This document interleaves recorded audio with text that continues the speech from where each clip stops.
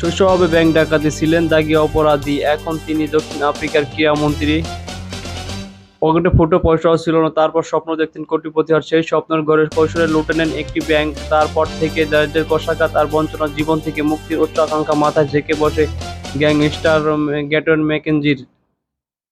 খুব সহজে ও দ্রুত উপরে ওঠার সিঁড়ি হিসাবে অপরাধ জগৎকে বেছে নেন দক্ষিণ আফ্রিকার বর্ণভিত্তিক মিশ্র জাতিগোষ্ঠীর এই যুবক। ধীরে ধীরে হয়ে ওঠেন গ্যাংস্টার।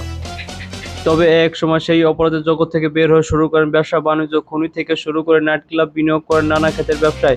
সেখানেও আসে সাফল্য, তবে তার উচ্চ আকাঙ্ক্ষা আর স্বপ্ন তাকে পৌঁছে দিয়েছে এর চেয়ে বড় উচ্চতায়। একসময় অপরাধ জগতের এই নেতা জীবনযুদ্ধের নানা চড়াই উত্তরায় পেরিয়ে জায়গা করে নিয়েছেন দক্ষিণ আফ্রিকার মন্ত্রিসভায়। নতুন সরকারের অধীন দায়িত্ব পেয়েছেন ক্রীড়াকলা ও সাংস্কৃতিক বিষয় মন্ত্রীর।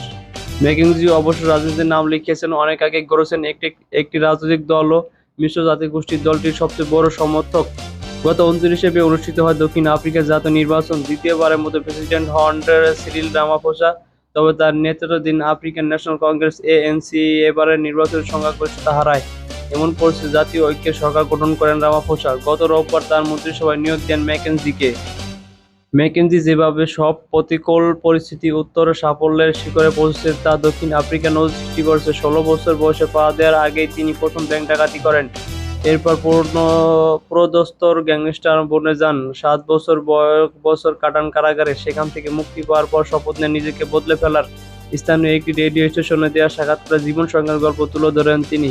2013 সালে দক্ষিণ আফ্রিকা ভিত্তিক পাবলিক ব্রডকাস্টার এসএবিসি-কে দেওয়া সাক্ষাৎকারে ম্যাকেঞ্জি বলেন, আমার পকেটে হয়তো 12 রান্ড দক্ষিণ আফ্রিকার মুদ্রা ছিল, কিন্তু আমার মনের মধ্যে ছিল বিলিয়ন রান্ড। আর এই বিষয় মানুষ বোঝার চেষ্টা করে না। তারা যা নেয় তা নিয়েই ভাবে, তা পাওয়ার জন্য কি করতে হবে সেদিকে মনোযোগ দেয় না।